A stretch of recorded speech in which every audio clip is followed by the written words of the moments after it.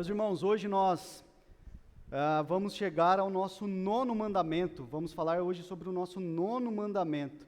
Já estamos caminhando aí, para o final dos 10 mandamentos. Não sei se você tem acompanhado a série desde o princípio. Se não, nós temos disponíveis todas as ministrações no YouTube da igreja. Se você quiser depois acompanhar, tem sido um tempo muito bom. Gostaria de pedir que você abrisse comigo a sua Bíblia em Êxodo 20, versículo 16, vai ser o texto que nós vamos trabalhar hoje, Êxodo 20, 16. Aos que puderem, por gentileza, se coloquem em pé, para que nós possamos ler juntos. Nós usamos aqui na igreja a NVI, Nova Versão Internacional. Se você usa uma versão diferente, ou então se você quiser acompanhar conosco, nós vamos projetar ali o versículo de hoje. Diz assim a palavra do Senhor: não darás falso testemunho contra o teu próximo. Vamos orar? Senhor, a tua palavra se encontra aberta diante de nós, e nós cremos, ó Deus, que ela é viva para nos ensinar, para nos corrigir, para nos confrontar e para nos endireitar, Senhor, e para nos fazer mais parecidos com Cristo. Então nós pedimos, fala conosco nessa manhã, Senhor, que a Tua palavra venha de encontro às nossas necessidades, e que nós possamos sair daqui não somente como ouvintes, mas também motivados, Pai, a praticar aquilo que aprendemos nessa manhã. Pedimos ao Seu Espírito Santo que seja livre aqui no nosso meio, seja livre para falar conosco, para nos ensinar. Nós dependemos do Senhor, Pai. Espírito Santo, traga a nós iluminação, traga iluminação à nossa mente, entendimento da Sua palavra, Pai, no nome santo de Jesus. Nós oramos e agradecemos. Amém. Podem se sentar. Para a gente refrescar um pouco a nossa memória, vamos falar e lembrar qual foi o contexto, qual foi a situação, a ocasião em que os 10 mandamentos foram dados a Moisés. Em um determinado momento da história da humanidade, o povo de Deus se encontrava escravo no Egito. Então Deus chama Moisés para libertar o povo dele da escravidão e para liderar esse povo para uma terra que Deus daria ao seu povo. Observe bem, primeiro Deus liberta o povo e depois dá os 10 mandamentos. Então há primeiro uma libertação e só depois então Deus dá os 10 mandamentos. Enquanto o povo estava caminhando para essa terra que Deus daria para eles, Deus então chama Moisés e dá os 10 mandamentos para ele. É fundamental a gente guardar essa informação para que a gente possa entender melhor os 10 mandamentos, tanto como funcionou para o povo naquela época e como hoje ele se aplica a nós, como uma igreja que vive depois do Novo Testamento. Isso que Deus fez com Moisés, de dar essas leis para ele, é chamado de Antiga Aliança, ou Primeira Aliança. E mais para frente nós vamos entender por quê. A outra informação importante que nós temos que ter em mente é: Deus não deu somente os 10 mandamentos para Moisés. Os 10 mandamentos são só uma parte dessa lei, são só uma parte da lei. Vamos para o texto então. A gente, passando por cima disso rapidamente, entendendo qual foi o contexto, como a gente já tem falado praticamente em todas as ministrações, nós vamos passar para o texto em questão e para entendermos o que Deus requer de nós nesse texto. Assim como todos os outros mandamentos que nós estudamos, que nós expomos, que nós falamos, quando nós olhamos para esse mandamento, superficialmente ou num primeiro momento, de forma mais literal, a tendência que nós temos é de achar que nós não incorremos nesse erro, como a gente falou nos outros mandamentos. Isso aí eu não faço, nisso eu estou tranquilo. Qual foi a ordem de Deus nesse mandamento? Não dê um falso testemunho contra o teu próximo. Qual a proibição aqui? O que Deus proíbe nesse mandamento? Não diga nenhuma mentira contra o teu próximo ao ponto de prejudicá-lo, e prejudicá-lo em qualquer situação, seja financeiramente, seja moralmente, seja fisicamente, seja intelectualmente, não importa. Qualquer mentira que você proferir contra o teu próximo, que venha prejudicá-lo, esse mandamento, ele proíbe. E o que esse mandamento visa proteger? Ele visa proteger a honra do próximo. ele protege a honra e a moral do nosso próximo. Então, praticamente aqui, o mandamento ele está exigindo que nós sempre digamos a verdade, né? Que mantenhamos a verdade. A mentira, meus irmãos, por si só já é um problema. Em qualquer situação, a mentira já é um problema. A mentira é tão séria na Bíblia que ela diz que o diabo é o pai da mentira. Agora tem uma coisa que Deus não pode fazer. Como assim? Tem uma coisa que Deus não pode fazer. Sabe o que Deus não pode fazer? Deus não pode mentir. Tito 1:2 vai dizer o seguinte: em esperança da vida eterna, a qual Deus, que não pode mentir, prometeu antes dos tempos dos séculos. Então nós vemos que Deus não somente não pode mentir, e como Deus sempre fala a verdade, mas Deus, Ele é a própria verdade. Deus é a essência da verdade. Jesus, Ele disse, eu sou o caminho, a verdade e a vida. Em outra porção das Escrituras nós vamos ler, conhecereis a verdade, e a verdade vos libertará. Então dizer a verdade é uma característica do cristão, porque Deus é a essência da verdade. E nós precisamos pegar um gancho para falar aqui também sobre a importância da honra da palavra, né? E naquela época eu acredito que era muito maior do que hoje em dia. Naquela época havia realmente uma honra na palavra empenhada pela pessoa. E por isso aqui o texto ele vai, num primeiro momento, o contexto imediato é de alguém que vai ser levado a um júri por causa de um falso testemunho de alguém. Naquela época, a palavra de uma pessoa ela tinha muito peso, muito valor. Infelizmente, hoje não é mais assim, né? Tem aquele ditado, que uma pessoa fala em pé, ela não sustenta deitado, né? Infelizmente, perdeu-se aquela honra de dar a palavra e cumprir, mesmo que você precise levar certo prejuízo quanto a isso. Infelizmente, isso tem acontecido. Então, nesse mandamento, Deus requer do seu povo que não diga mentiras, que não prejudique o seu próximo mentindo contra ele, levantando um falso testemunho em qualquer situação. Isso para que nós possamos proteger a honra do nosso próximo e a moral do próximo. Eu já quero ir para as aplicações, porque nós vamos aprofundar hoje nas aplicações. Talvez nós vamos pensar, como eu posso quebrar esse mandamento hoje? Porque num primeiro momento, se é alguém que vai diante de um juiz para dar um falso testemunho, talvez a gente nunca tenha sido chamado para isso. Mas quando nós começarmos a aprofundar mais no texto, nós vamos ver que esse texto ele implica em muitas outras coisas, além de somente estar diante de um juiz para dar um falso testemunho de alguém. Toda vez que nós mentimos sobre alguém, com a intenção de prejudicar essa pessoa, nós estamos quebrando esse mandamento. E de que forma nós podemos fazer isso? Eu separei algumas sugestões usando o Catecismo de Westminster. Inclusive, eu quero indicar esse material para vocês. Os catecismos são séries de perguntas e respostas acerca da fé cristã, né, para que a gente possa entender melhor a palavra de Deus. E no Catecismo de Westminster, existem dois materiais, o Catecismo Menor e o Catecismo Maior. Nele nós vamos encontrar respostas sobre a nossa fé. Então, esses documentos, é importante também falarmos, eles não são superiores à palavra de Deus, mas eles são como sinalizadores, né? São balizas ali para que a gente possa manter o foco na palavra.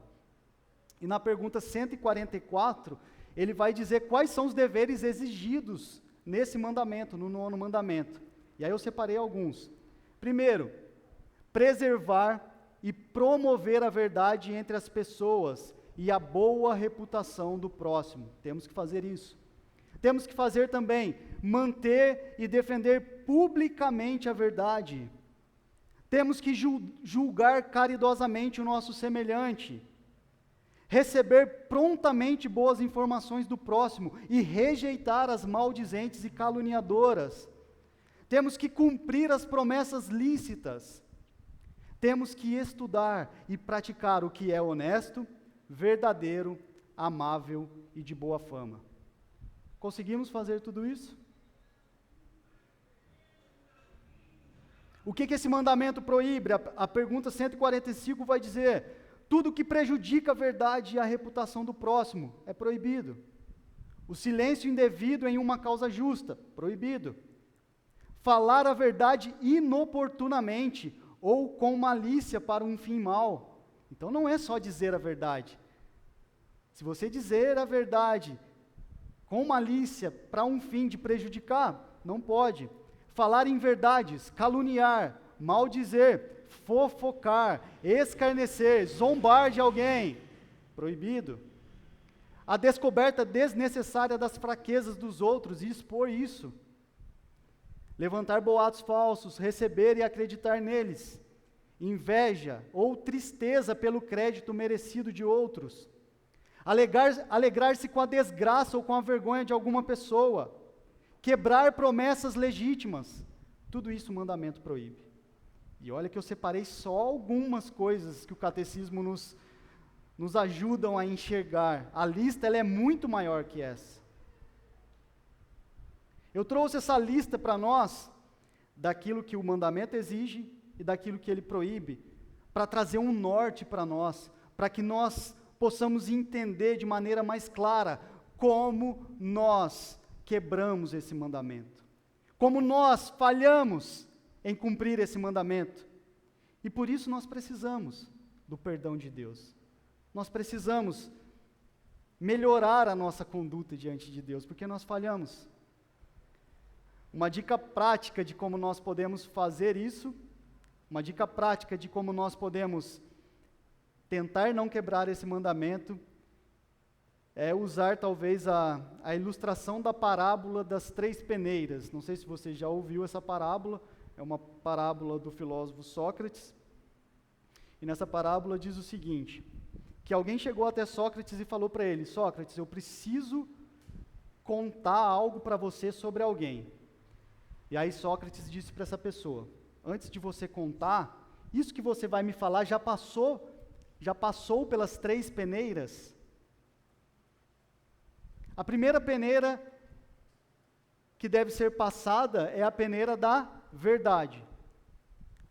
Aquilo que você vai me contar é de fato uma verdade? Caso você tenha ouvido falar, ou se você não tem certeza daquilo que você vai compartilhar comigo, se não for verdade, se você não tem certeza, então nem fale. Nem fale, não quero saber. Mas suponhamos que seja verdade o que você vai me falar, você tenha certeza. Vamos passá-la pela segunda peneira. A segunda peneira é a peneira da bondade. O que você vai me contar é uma coisa boa? Ela vai ajudar a construir a pessoa que você está falando, vai ajudar o caráter da pessoa, a honra da pessoa, a moral da pessoa a ser elevado, ou pelo menos manter isso? Se não, não me conte. Mas se ela passar pelas 2 primeiras peneiras, a gente precisa passar por uma terceira peneira. E a terceira peneira é a peneira da necessidade. Convém contar para mim isso que você vai falar? Resolve alguma coisa? Vai ajudar em alguma coisa? Vai melhorar em algo? Se sim, se ela passa pelas 3 peneiras, então me conte. Porque tanto você quanto eu vamos ser beneficiados. E a pessoa que você vai se expor diante de nós também vai ser. Caso contrário, não. Que nós possamos nos lembrar dessa parábola das 3 peneiras e quem sabe usá-la em algumas oportunidades. Tanto para a gente, quando a gente for ter que falar para alguém sobre algo, sobre outra pessoa, ou se alguém vier falar conosco. Olha, Rodrigo, eu queria te contar algo sobre alguém. Espera aí. O que você vai me falar é verdade? Obrigado, Keila. Deus abençoe. É verdade? Se for verdade, traz alguma bondade nisso? É necessário? Que Deus nos dê essa sabedoria, não só para falar a verdade, mas também para sermos prudentes ao emprestar os nossos ouvidos para as pessoas. Porque às vezes as pessoas nos veem somente como alguém pelo qual eu posso ir derramar as minhas mazelas, ou procurar alguém que empreste o ouvido para que eu possa somente usá-la. Que Deus nos dê sabedoria para que a gente possa realmente passar por esse filtro, né? Para que a gente não incorra nesse pecado. E eu quero já ir para a conclusão. No começo da ministração eu falei que Deus fez uma aliança com Moisés. Deus faz uma aliança com Moisés, entrega os 10 mandamentos para ele, e ela é chamada de primeira aliança, ou antiga aliança. E eu quero explicar de forma bem superficial, bem a grosso modo. Essas leis, elas não eram únicas. As leis, elas se dividiam em 3 partes. Primeiro, as leis morais, no caso os 10 mandamentos, as leis cerimoniais e as leis civis. As leis cerimoniais é Deus dando a ordem e ensinando como o povo deveria festejar, qual a conduta deles com relação à comida que eles iriam comer, como deveria ser feito o tabernáculo e logo depois o templo, a instituição de quem iria fazer o louvor, os levitas, os sacerdotes, o sumo sacerdote, tudo isso Deus deu essas regras. São as leis cerimoniais, de como prestar culto e outras coisas também. E Deus também deu leis civis. Vocês agora são o meu povo. Vocês vão agir moralmente dessa forma. Vocês vão prestar culto e festividades dessa forma. E se acontecer algumas coisas que precisam ser resolvidas na ordem civil, vocês vão agir dessa forma. Então Deus deu regras. Caso adulterar, apedreja. Caso acontecer tal coisa, viuvez, socorre. Então Deus deu todas as regras civis para o povo. Meus irmãos, eram mais de 800 leis. Não eram só as 10. Eram mais de 800 leis que Deus deu para o seu povo. Para o povo cumprir. Por que Deus fez isso? Uma vez que Ele escolheu um povo para Ele, e agora Israel era a nação dele, eles precisavam viver de acordo com as regras de Deus. Eles precisavam mostrar para as nações em volta, para as outras nações, o que era ser um povo de Deus. Eles precisavam refletir de maneira justa como viver para Deus. Eles precisavam refletir a justiça, a bondade de Deus para os outros povos. Mas agora eu quero te fazer uma pergunta. Vocês acham que o povo conseguiu cumprir todas essas regras? Claro que não. Claro que não. E olha o que a Bíblia nos diz para quem não consegue cumprir as regras que Deus deu. Deuteronômio 27, 26. Maldita seja toda pessoa que não puser em prática as palavras desta lei. Tiago 2,10. Pois qualquer que guardar toda a lei, mas tropeçar em um só ponto, tem se tornado culpado de todos. Gálatas 3,10. Pois todos os que são das obras da lei estão debaixo da maldição. Porquanto está escrito: maldito todo aquele que não persiste em praticar todos os mandamentos escritos no livro da lei. Isso para citar somente algumas passagens. Essa era a condição do povo. Essa é a nossa condição. Essa é a nossa condição. Não conseguimos cumprir a lei. Não conseguimos.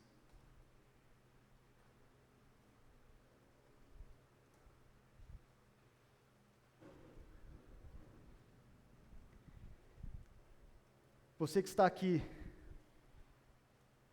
nessa manhã, ou talvez você que assiste a pregação ou ouve essa pregação, você percebe, você consegue perceber, você consegue entender que nós não conseguimos cumprir as leis de Deus de modo satisfatório? Isso é claro na sua mente? Não conseguimos. Falhamos. Erramos. Sempre vamos falhar. Não dá, gente. Nós somos pecadores. Nós somos errantes. E porque nós não conseguimos cumprir a lei de Deus, nós somos passíveis de punição. Porque Deus é santo, Deus é justo. O que nós merecemos é punição. Punição. E eu não sei quanto a você, mas quando eu penso nisso, nesse primeiro momento, traz um certo desespero para o meu coração.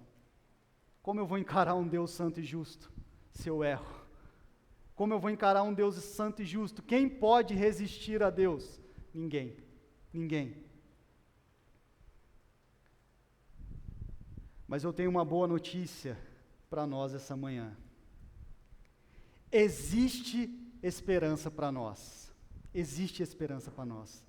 Existe uma maneira da gente se livrar dessa punição. E é através de Jesus Cristo. Somente através dele. Existe uma nova aliança que Jesus estabeleceu para o povo. A nova aliança, e agora também mais uma vez, falando a grosso modo, nessa nova aliança que Cristo agora traz para nós, as leis cerimoniais e as leis civis foram abolidas. Porque ou elas apontavam para Cristo e para a obra redentora de Cristo, ou era somente para o povo, no sentido de nação naquela época. Então, por isso que hoje a gente não sacrifica mais animais na igreja para obter perdão de pecados. Por isso que hoje a gente não apedreja alguém que adultera. Por isso que hoje a gente não comemora festa de tabernáculo, festas que eram comemoradas naquela época. Por isso que hoje a gente não tira uma vez no ano para ir lá em Jerusalém adorar a Deus no templo e nem em São Paulo. Porque as leis cerimoniais e as leis civis foram abolidas. Mas e as leis morais? As leis morais permanecem até hoje para nós. As leis morais continuam mesmo na nova aliança. Por isso nós estamos aqui falando sobre os 10 mandamentos, por isso nós estamos estudando sobre eles. E nós temos falado que eles são imperativos para nós. Miqueias 6:8 vai dizer: o Senhor já mostrou o que é bom. Ele já disse o que exige de nós. O que Ele quer é que façamos o que é direito, que amemos uns aos outros com dedicação e que vivamos em humildade e obediência ao nosso Deus. E aqui temos um alerta muito importante. Uma exortação para nós. Nós temos que tomar muito cuidado quando nós entendemos que muitas coisas foram abolidas, mas hoje ainda a gente precisa olhar para as leis morais como algo que é imperativo para nós, mas nós podemos cair em 2 erros muito comuns na igreja. O primeiro deles é achar que nós podemos nos esforçar para cumprir essas leis e por isso então sermos aceitos por Deus. Olha, Deus, eu tenho sido uma pessoa boa, viu? Eu não tenho matado, eu não tenho roubado, eu tenho me esforçado muito para isso, então me aceita aí. Isso é legalismo. Nós nos tornaremos muito religiosos, no sentido ruim da palavra, se nós agirmos assim. E um outro erro é nós acharmos, Jesus já pagou na cruz para mim isso, Jesus já resolveu esse problema para mim, então eu vou viver de qualquer maneira, eu não preciso mais me preocupar em cumprir as leis. Isso é chamado de graça barata, isso também é errado. As leis morais, elas continuam vigorando para nós hoje, mas é porque nós já fomos salvos por Deus, que agora nós temos condições de cumpri-las. Nós vamos fazer isso de forma perfeita, sem errar? Não, não vamos. Mas não é sobre ser perfeito. Cristianismo não é sobre você viver uma vida de perfeição. Cristianismo é sobre reconhecer que você erra. É reconhecer o seu pecado e pedir perdão para Deus e desejar não errar mais. Essa é a diferença. Quando Deus nos salva, Ele nos dá uma nova afeição. Ele nos dá um novo coração. E através desse novo coração, nós estamos agora inclinados a querer fazer a vontade de Deus. Não quer dizer que você não vai errar. Não quer dizer que eu não vou errar. Vamos errar. Mas o que fazemos depois disso? A vida cristã é uma vida de arrependimento e fé. Arrependimento e fé, arrependimento e fé, e vai ser assim até o final. É uma vida que, apesar de continuarmos errando na caminhada, falhando nessa caminhada, mas estamos caminhando para a perfeição. Estamos caminhando para o dia em que nos pareceremos com Cristo. Um dia que teremos os nossos corpos glorificados. E aí então não erraremos mais. Aí então não pecaremos mais. Isso se chama santificação, né? Estamos caminhando, melhorando, mas precisamos sempre melhorar.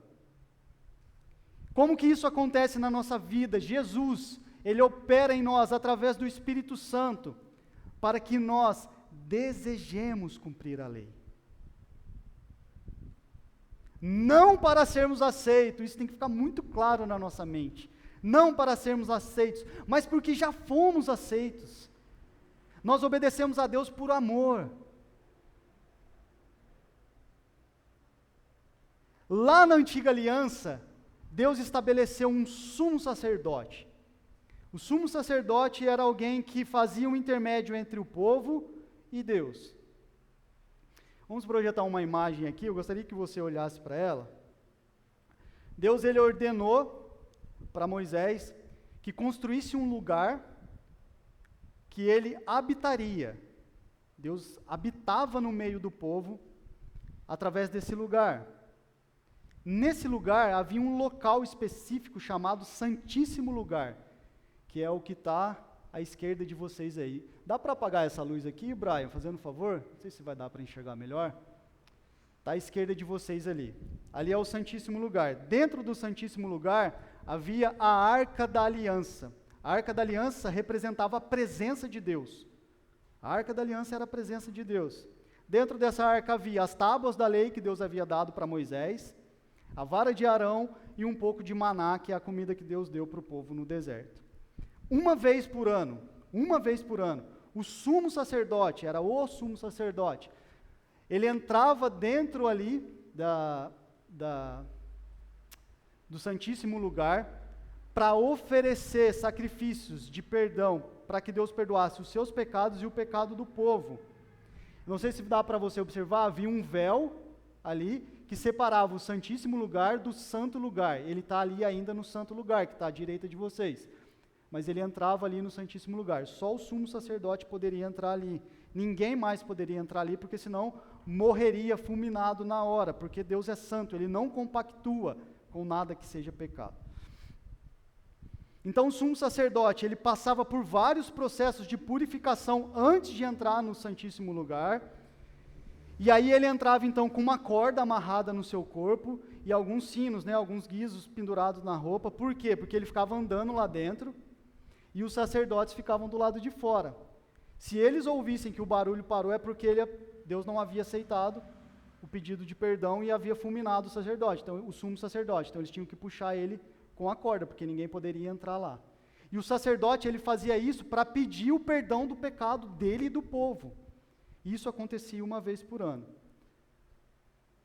Você consegue perceber, meus irmãos, como o nosso Deus é um Deus de justiça e Ele não brinca com relação ao pecado e à ofensa ao nome dEle?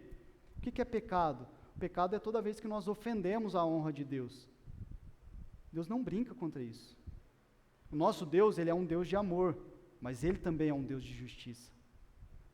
Muito tem se falado sobre o Deus do amor, mas o nosso Deus é um Deus de justiça.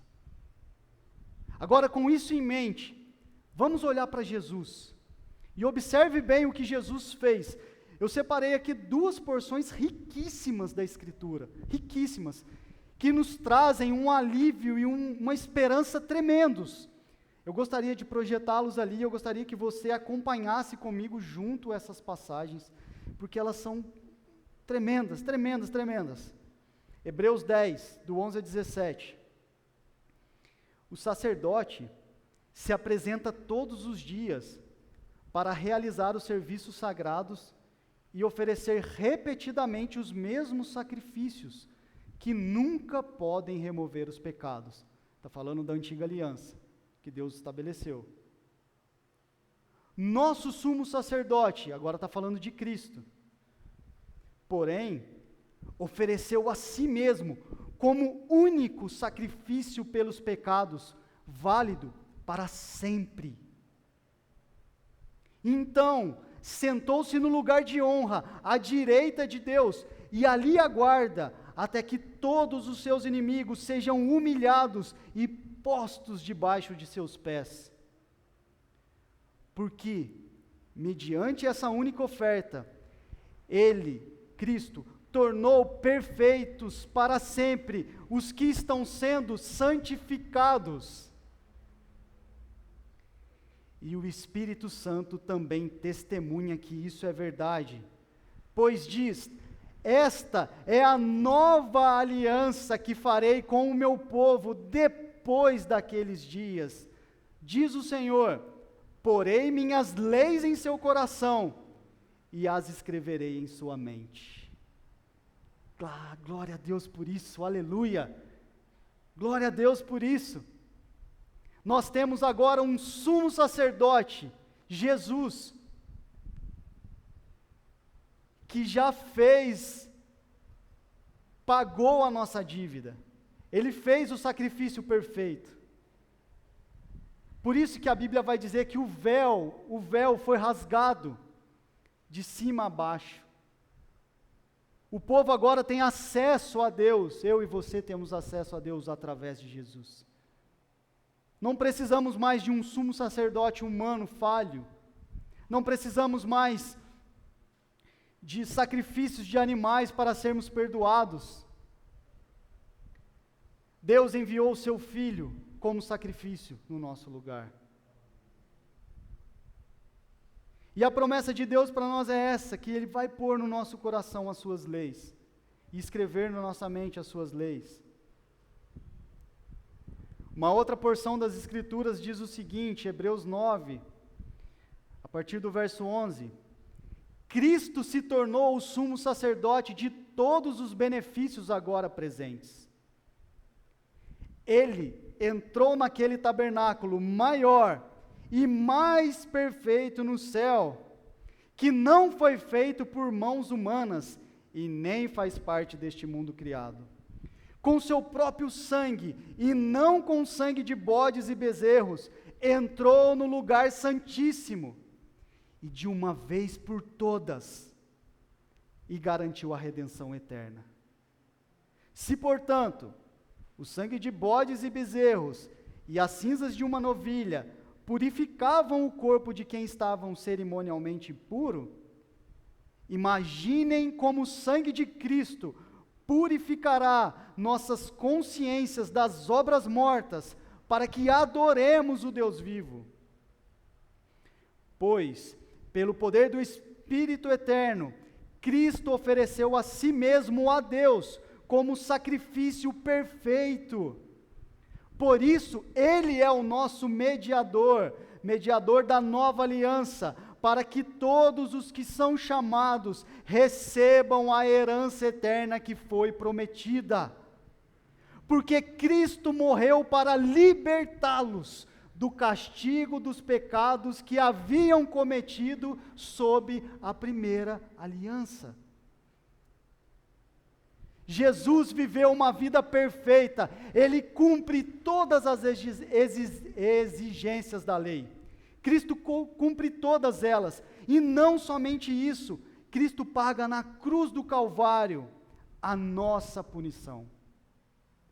O erro meu e seu que nós cometemos por não conseguir cumprir as leis, Cristo paga na cruz do Calvário. Cristo morre em nosso lugar. E agora, através da vida, da morte e da ressurreição de Cristo, Ele nos liga a Deus, nos religa a Deus.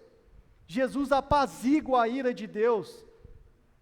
Jesus conserta todas as coisas, aleluia, glória a Deus por isso. Se você deseja, nessa manhã, ou se você ouve essa pregação, se você deseja ter as coisas consertadas com Deus, Cristo pode fazer isso por você e somente Ele, mais ninguém. Se você deseja fazer parte da família de Deus, se você entende que você não consegue cumprir as leis, e por isso você é passível de punição, o que Cristo nos oferece nessa manhã é salvação gratuita. Ele já pagou o preço por nós, gente. Nós nunca vamos conseguir pagar esse preço, nunca, jamais. Mas Cristo pagou por nós e oferece gratuitamente essa salvação. Como nós podemos nos apossar dessa salvação? Basta somente crer. Basta somente crer. Crer em Jesus como seu único e suficiente Salvador. Simples assim. Porque a salvação é pela graça. É um presente. É um favor imerecido. Jesus é o único que pode nos livrar da condenação da lei. O único. E Jesus é o único que pode nos capacitar a obedecer à lei. É tudo sobre Jesus. É tudo sobre Cristo. Nós dependemos dele. Nós dependemos dele 101%. É ele quem nos salva. É ele quem nos redime. É ele que nos santifica através do Espírito Santo. É tudo sobre ele.